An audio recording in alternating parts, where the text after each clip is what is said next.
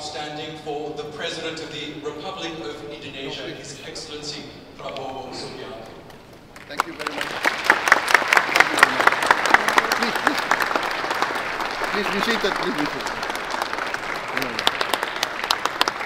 Please be seated.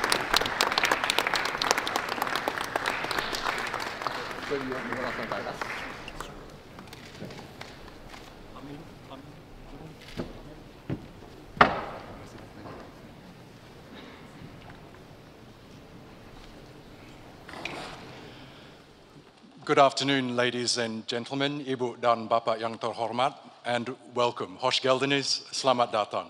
I'm Oscar Surbakti, a news and business presenter at TRT World. I hope you've been enjoying the Antalya Diplomacy Forum so far. It is now my pleasure to welcome and introduce our distinguished guest for this ADF talk session, the President of the Republic of Indonesia, His Excellency Pak Prabowo Subianto. Prabowo Subianto became Indonesia's 8th president in October 2024 after winning the presidential election earlier that year. A former military general and businessman, he received an international education before graduating from the Indonesian Military Academy in 1974 and quickly rose through the ranks of the Army's elite special forces. Transitioning to politics, he co-founded the Gerindra Party in 2008 and ran for president twice before he was appointed defense minister in 2019. Three times, oh, I'm sorry. As leader of the world's third largest democracy, Prabowo Subianto is committed to strengthening Indonesia's sovereignty, driving economic development, and navigating complex geopolitical challenges, all while drawing on his extensive experience and deep commitment to his nation's future. Bapak Presiden, selamat datang dan terima kasih telah bergabung bersama kita. Mr. President, welcome and thank you so much for joining us. Now, before I ask you my first question, Pak, I just wanted to mention that this holds a special significance for me as an Australian with Indonesian parents from the Karo Highlands in North Sumatra. So on their behalf, I would just like to say Mujua Jua, which is the warmest greeting that you can give in the Karo language.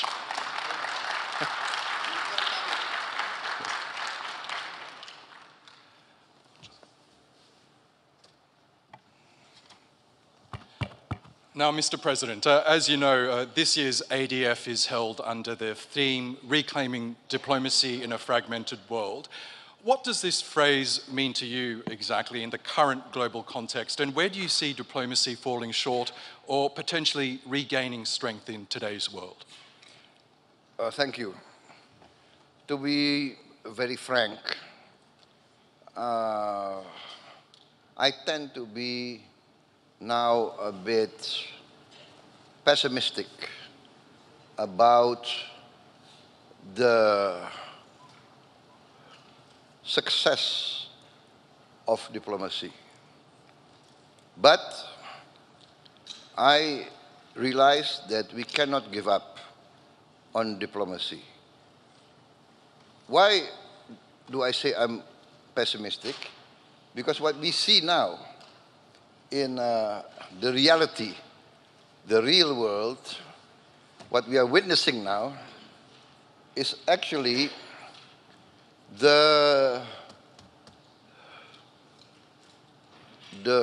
carrying out of the age-old adagium, the age-old,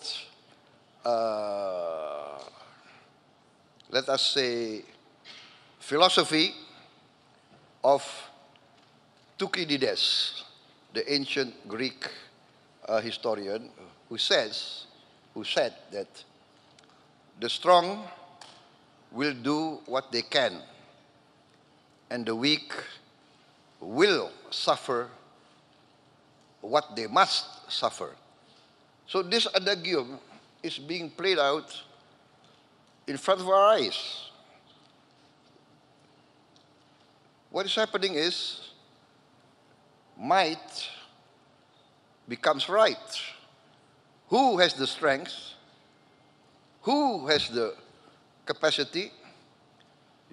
Tend to do what they can do.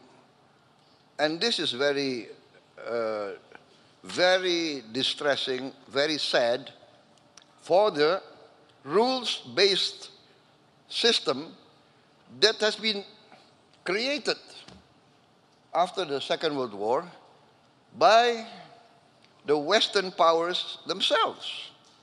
So this, for us, in the global South, in the aspiring countries that look up to the West, to be very frank, that want to create a democracy like the West. We believed in the lessons of the West.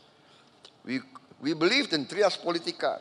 We believed in freedom of expression, freedom of speech. As I said, no, I want to really correct myself, you know. Actually, I ran for president 4 times. I lost 3 times. So what I'm saying is, I believe in democracy. I was a soldier. I was a general. At one time, I commanded the strongest military force in Indonesia. And then I was told to step down. In more direct language, I was fired. But I swore an oath to uphold the Constitution.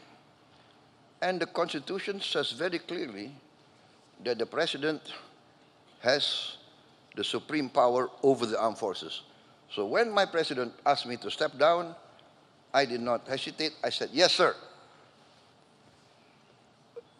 So what I'm saying is we believed in democracy. We believed in human rights. We believed in the rules-based order. But now, all of a sudden, we see before our eyes, let us say what President Erdogan mentioned, innocent children, innocent women, unarmed men being massacred in front of the eyes of the whole world. So, sorry. Sorry. So this is what I say. I do believe diplomacy is the only way, the best way. But I tend to be a bit sad. What this means is now every country has to prepare for the worst. This will take resources from us needed to eradicate poverty and eradicate hunger. Now we have to invest in a strong defense because we don't know what's going to happen next month, next week. So this is a bit saddening, actually. But yeah, if you want to ask me, I say that we have to go through diplomacy, but many countries now are assessing, I think, and are preparing for the worst. Preparing for the worst. Thank you. Well, Indonesia, as we know, is known as a strong advocate for a more just and balanced global order. It sounds like you want to carry that tradition as well. From your perspective, what would an ideal global order look like? Well, actually, we already have the format. We have the United Nations. We have many institutions which are doing great work. The WHO, many, the UNICEF, the FAO, the Food and Agriculture Organization, they're doing very, very great work, overcoming hunger, you know. So we do have a format. Now, for instance, maybe, you know, there are demands that Security Council, the permanent members, should be increased to represent the reality of this present world. We have big countries like India, big countries like Brazil, you know, many countries that represent a big segment of the world population that feel underrepresented in the highest organs of the United Nations.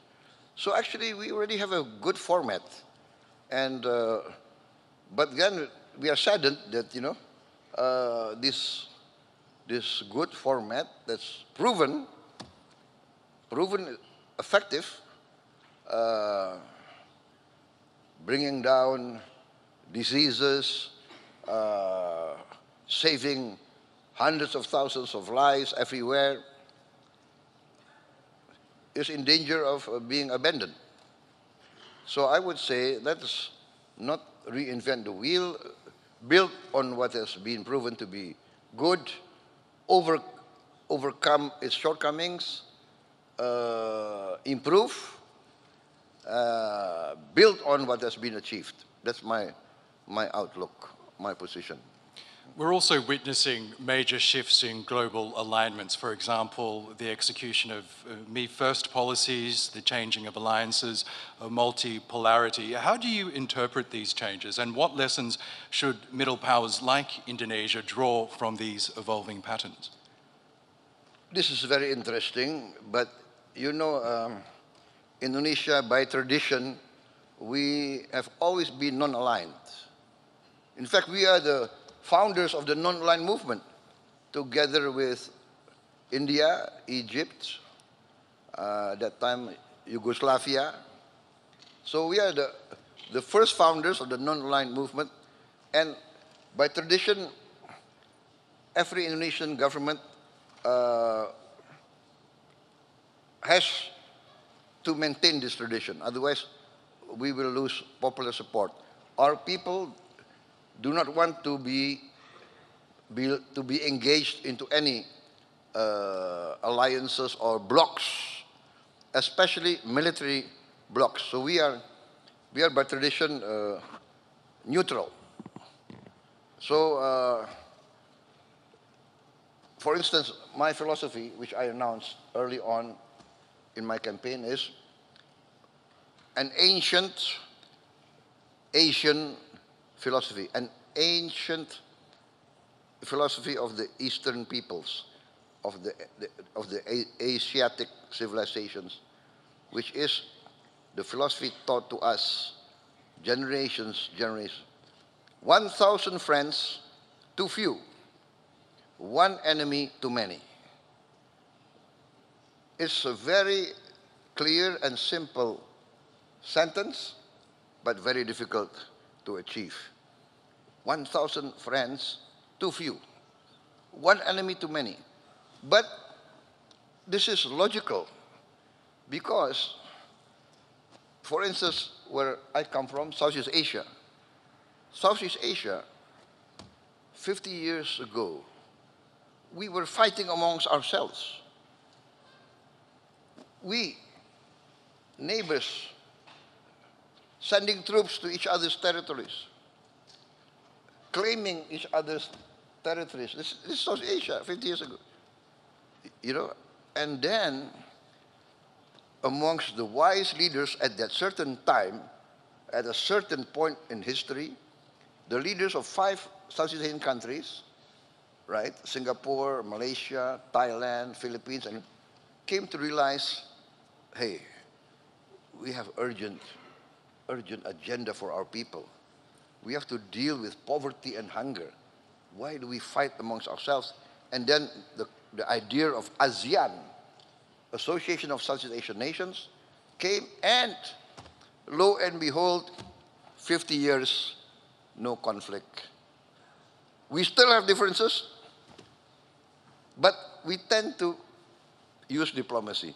We tend to talk and talk and talk, and sometimes talk, you know, is very tedious, but better talk than fight. That's our position, you know. And that's the Asian tradition. Sometimes the talk can go on and on and on, but in the end, there is some sort of interaction, some sort of chemistry, and we tend to think of the common interest. So this is my philosophy also. So 1,000 friends. I want to bring Indonesia to a position of good relations with all the big powers, and so that we can be some sort of bridge and mediator, etc., etc., etc. This is our effort.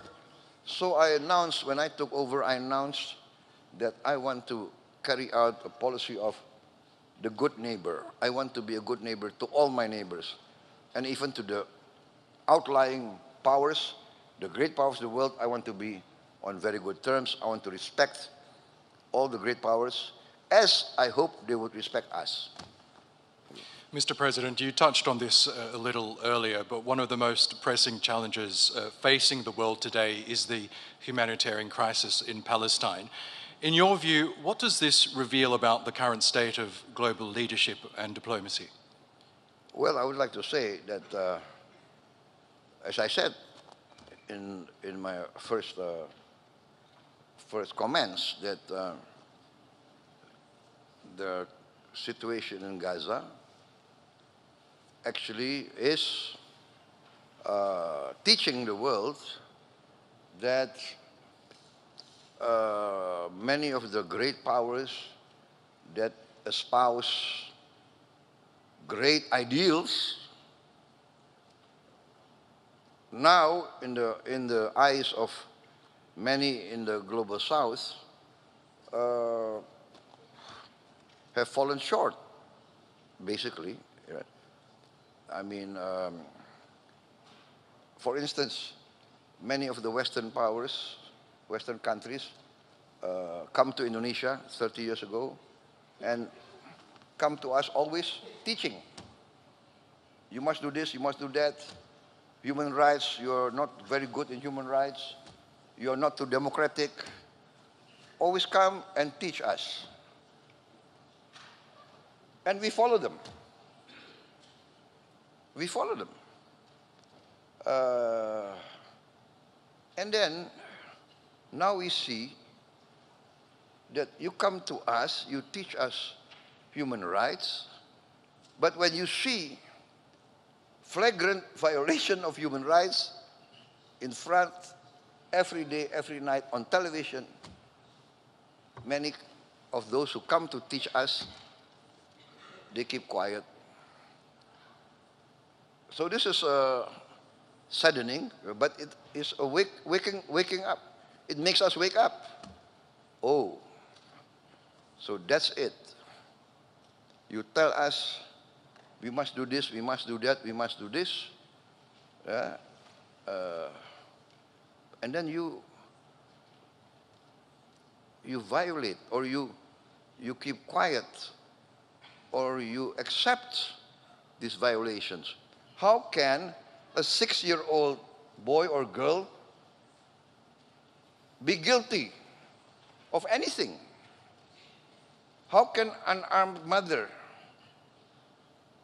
be bombed and lose their house and lose everything? It's I think, something that's very hard to digest, actually. And that's why I try to do what I can. That's why I'm traveling tomorrow. Tonight I go to Cairo. I will consult with President Sisi. Then I'm going to Doha, and I go to Amman, consult with King Abdullah, and then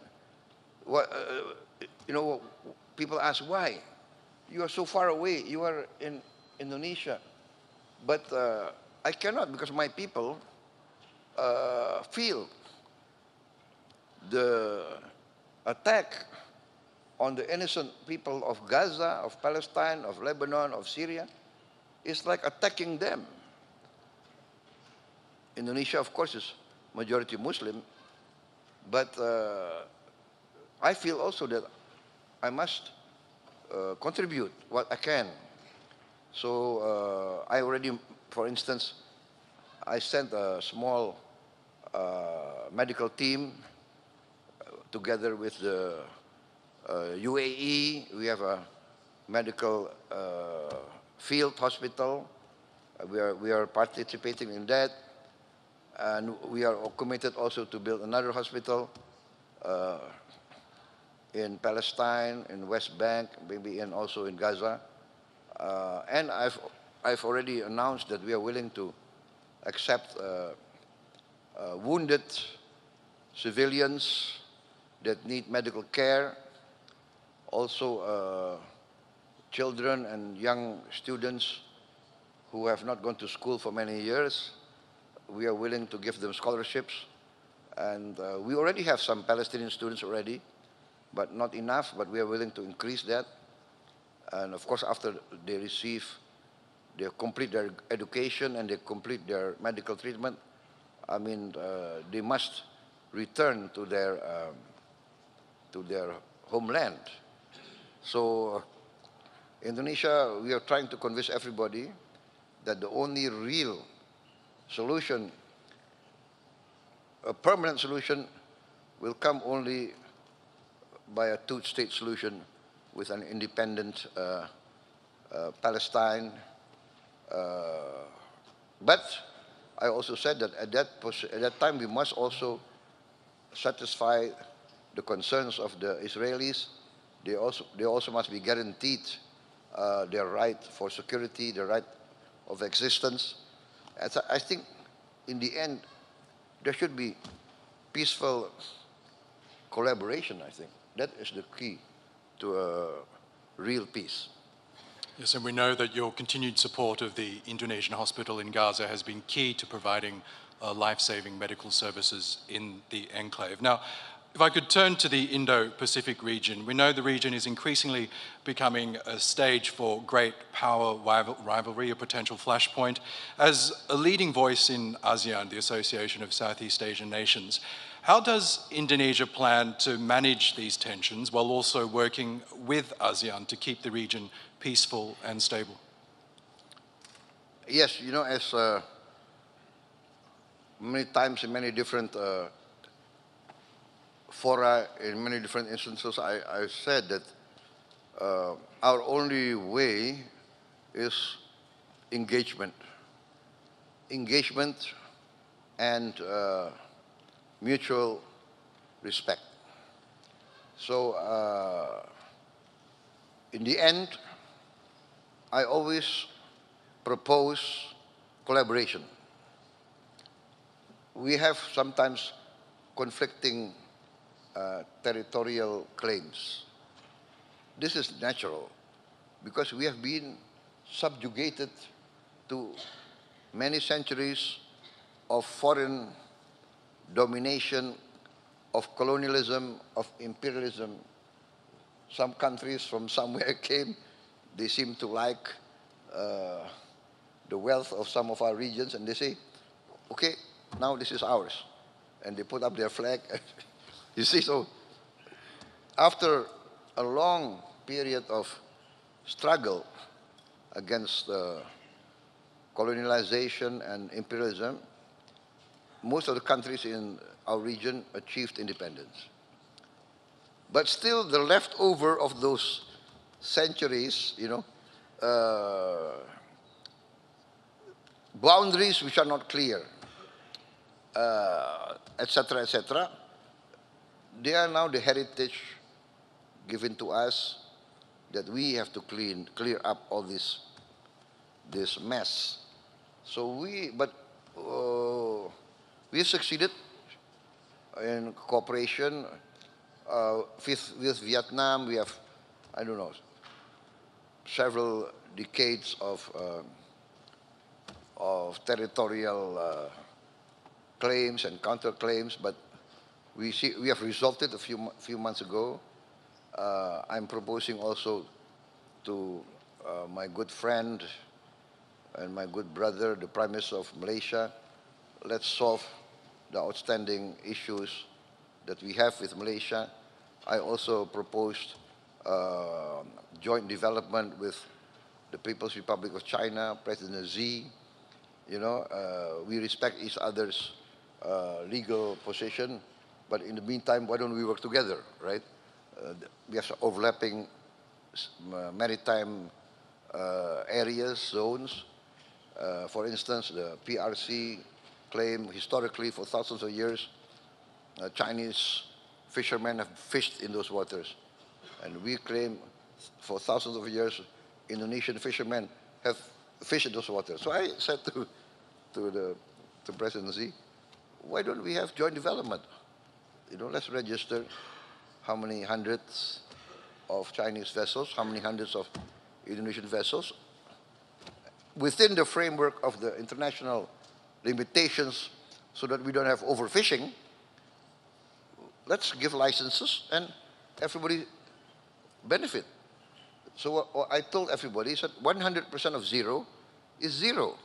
So might as well work together in the meantime. And President Xi agreed.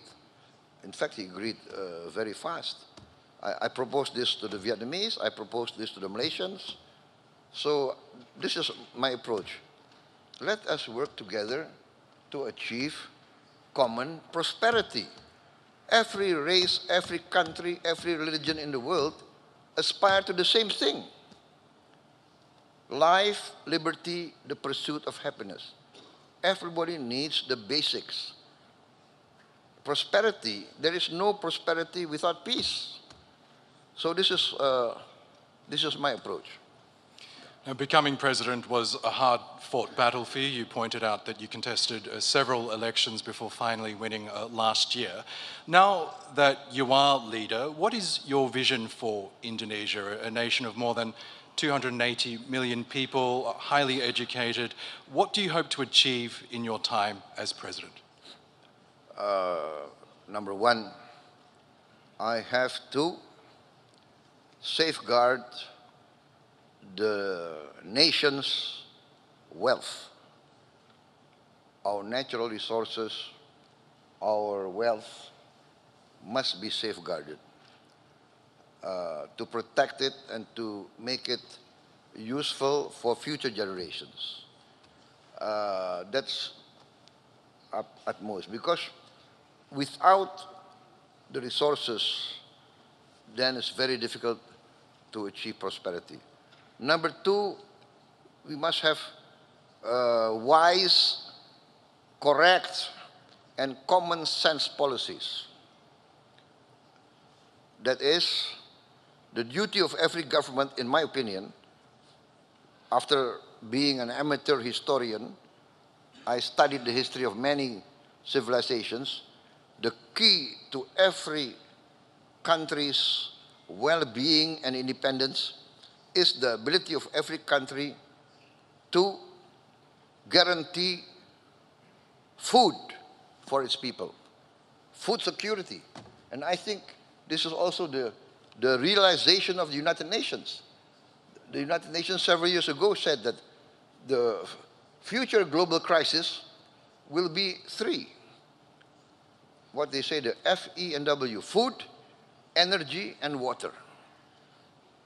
So likewise, in Indonesia, I have to guarantee food for my people. Number two, I have to guarantee energy for my people. And then water. Alhamdulillah, thank God, Indonesia, we have abundance of water. We have the other way around. Sometimes we have too much water, and then there's flooding, you see? And that's I would say that's our challenge, right? Like, we must manage our water, that it becomes useful. It doesn't become a natural disaster. And this is also a matter of education, matter of good governance. So that, and then of course, prosperity can only be achieved by the grasp of science and technology. Science and technology will enable us to industrialize. And so education, investment in science, technology, and in education is very important. In our budget, the number one, the highest item in our budget is education. I think it's the highest in the history of Indonesia. And then also I have rolled out a free meal for every children and every pregnant mother of Indonesia. So this is a massive program, very ambitious, but we are getting there. Sorry. At the end of 2025, we will provide meals for 82.9 million mouths. By November 2025. So this is our program. We have to.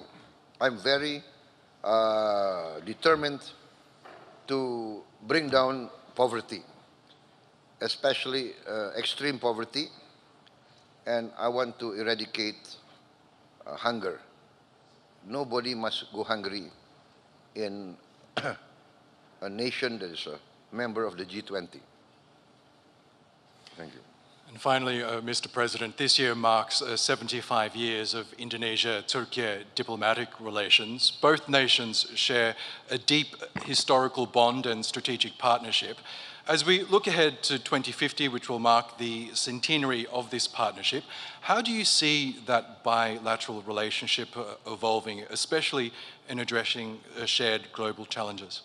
I'm very optimistic in this case. I'm very bullish in the sense that Turkey has a special place in Indonesia, the Indonesian people, you know. Indonesia being majority Muslim, the Ottoman Empire being at that time accepted as the leader of the Islamic community. Relations go through many centuries. Many parts of Indonesia feel the influence of the Ottomans. Many cases we were attacked by foreign powers. The Ottomans came to the assistance of our sultans. So there's this emotional bond. And I think even now, President Erdogan told us that there are Indonesian tourists coming to Turkey, I think in the figure of 200,000 every year. 200,000 Indonesians will visit Turkey. Usually after they go on the Umrah, then they will come to Turkey. And we have 50,000 Turkish citizens coming to Indonesia every year. Can you imagine? We are very far, but this is the close bond. And we are working very good in many fields. So I'm very bullish, I'm very optimistic. I can also attest that many Indonesian citizens now call Turkey home and have set up delicious Indonesian restaurants in Istanbul to my benefit. So that's a great way of ending You are this living discussion. here? In Istanbul, yes, I am, sir. Yes. Very smart, very smart. I'm afraid we could be talking for hours, but I know you have a very packed schedule, Bapak President. That does bring us the end of our discussion. Can we please thank our honored guest, His Excellency Prabowo Subianto, the President of the Republic of Indonesia.